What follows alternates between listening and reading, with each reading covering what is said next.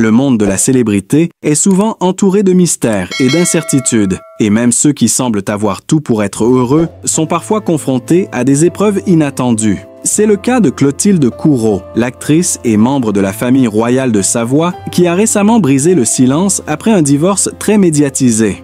Ce dernier a fait la une des journaux et attisé la curiosité du public pendant des mois.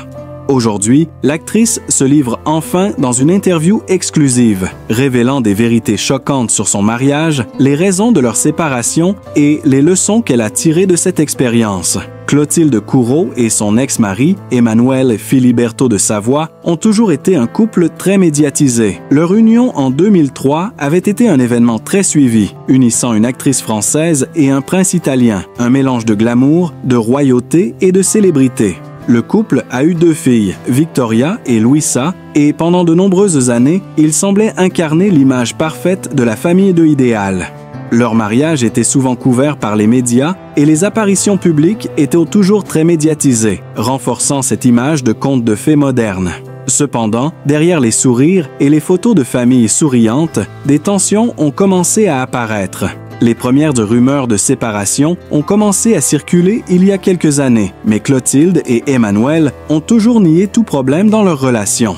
C'est seulement après des mois de spéculation et de questionnements incessants que le couple a annoncé officiellement leur séparation, laissant de nombreux fans sous le choc. Pendant des mois, les raisons de cette séparation sont restées floues, ce qui a alimenté les rumeurs et les hypothèses. Dans un monde où les divorces de célébrités sont souvent entourés de polémiques, beaucoup se demandaient si des scandales ou des trahisons étaient à l'origine de la fin de ce mariage royal. Aujourd'hui, Clotilde Courreau décide de briser le silence et de révéler la vérité derrière cette rupture qui a secoué le monde du show business et de la royauté. Dans une interview poignante, elle partage son histoire personnelle, sa souffrance et ce qui a mené à cette décision difficile. Clotilde commence par parler de son mariage avec Emmanuel. « Nous nous sommes mariés jeunes et l'amour était là, mais au fil des années, nous avons commencé à changer. Nous avons évolué différemment, avec des visions de la vie de plus en plus opposées. Les attentes étaient devenues trop grandes et nous avons eu des difficultés à trouver un équilibre. » Elle admet que pendant longtemps, elle a essayé de maintenir une image de couple parfait, non seulement pour protéger ses enfants, mais aussi pour préserver leur statut dans les yeux du public. Mais la pression de cette image a été insoutenable. Nous avons tous les deux des personnalités fortes, mais à un moment donné, nos différences étaient plus grandes que notre amour. Nous avons essayé de faire fonctionner les choses, mais parfois, l'amour seul ne suffit pas.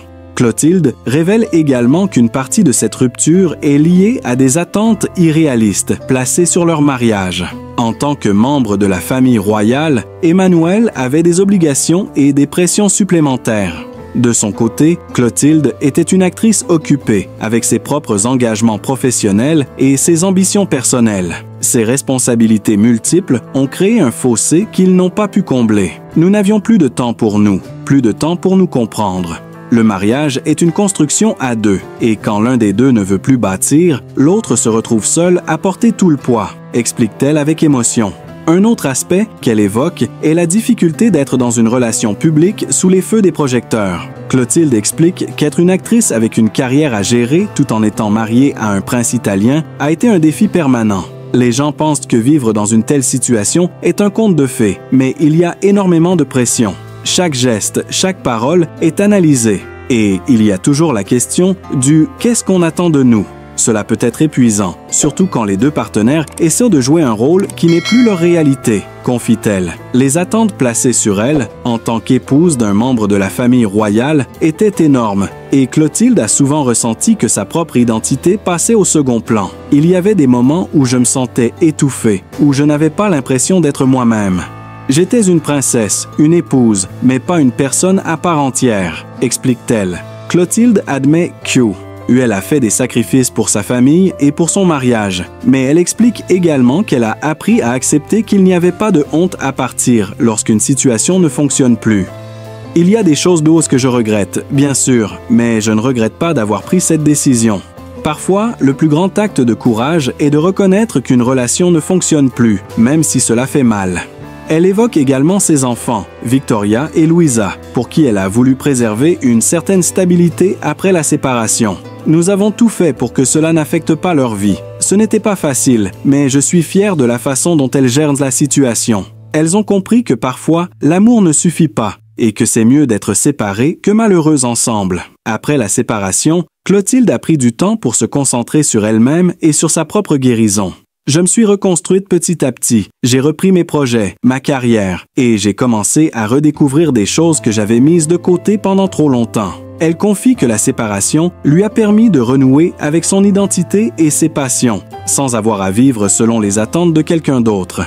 Elle parle aussi de la thérapie qu'elle a suivie pour mieux comprendre ses propres émotions et processus.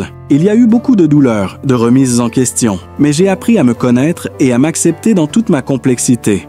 Ce divorce m'a permis de grandir et de devenir la personne que je devais être. Aujourd'hui, Clotilde se sent prête à regarder l'avenir. Elle évoque l'idée de se concentrer sur sa carrière, de nouveaux projets professionnels et d'avoir une vie personnelle épanouissante. Elle n'exclut pas l'idée de l'amour à nouveau, mais pour l'instant, elle est dans une phase de redécouverte de soi. Je me sens plus forte et plus en paix avec moi-même. Le divorce ne m'a pas détruite, il m'a réapprise à aimer la vie telle qu'elle est, sans chercher à la modeler pour répondre aux attentes des autres. Enfin, Clotilde revient sur l'importance du soutien de ses proches pendant cette épreuve.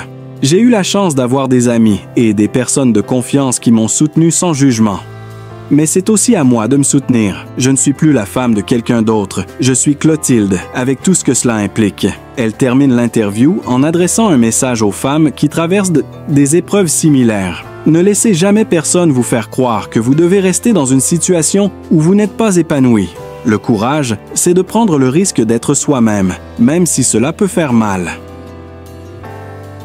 Clotilde Courreau est une actrice française de renom, née le 3 avril 1969 à Paris. Elle est particulièrement connue pour ses rôles au cinéma et à la télévision, mais aussi pour son mariage avec Emmanuel Filiberto de Savoie, membre de la famille royale d'Italie. Tout au long de sa carrière, Clotilde a su s'imposer comme une figure élégante et talentueuse dans le monde du cinéma, tout en menant une vie personnelle qui a souvent fait les gros titres.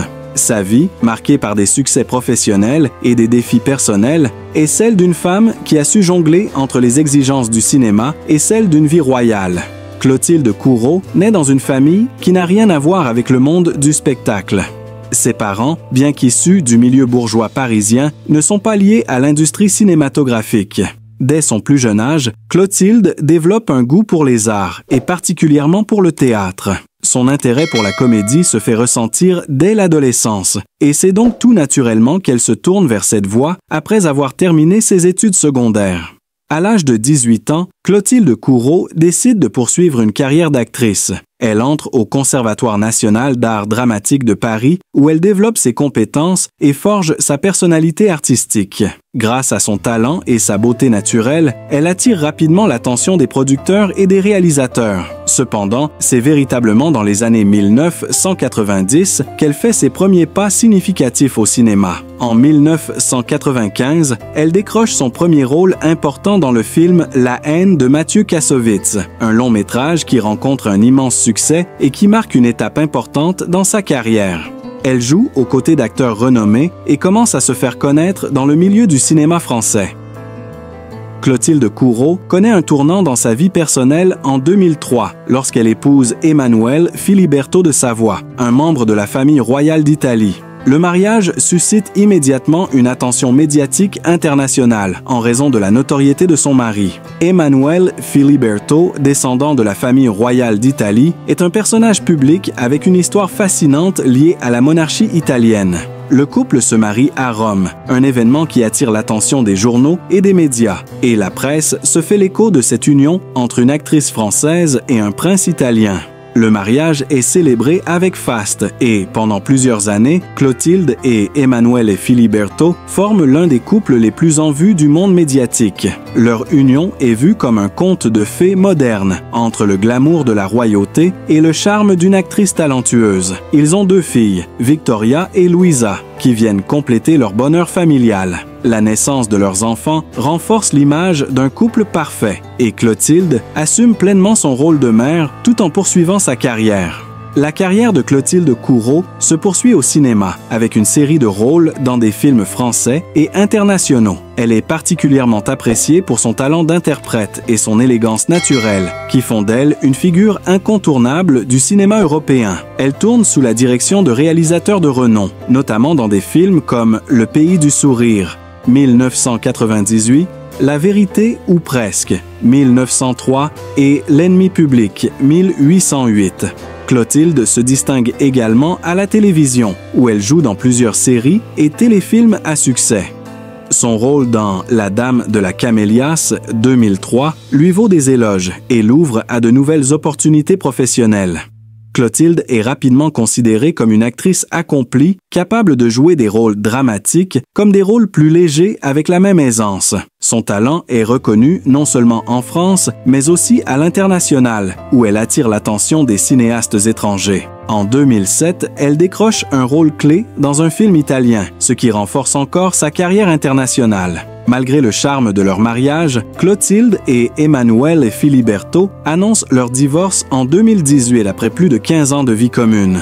Leur séparation est un choc pour leurs fans, mais aussi pour les médias, qui se demandent ce qui a conduit à la fin de cette union.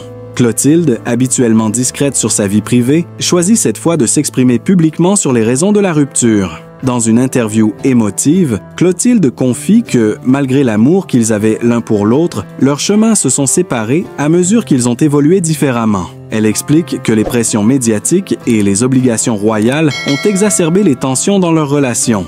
De plus, le mariage avec un membre de la famille royale imposa une vie publique constante, ce qui a mis à mal leur intimité et leur bonheur. Clotilde souligne qu'elle n'a aucun regret de sa décision, même si cela a été une étape difficile dans sa vie. Après le divorce, elle se concentre sur sa carrière et sur ses enfants, qu'elle souhaite protéger du tumulte médiatique.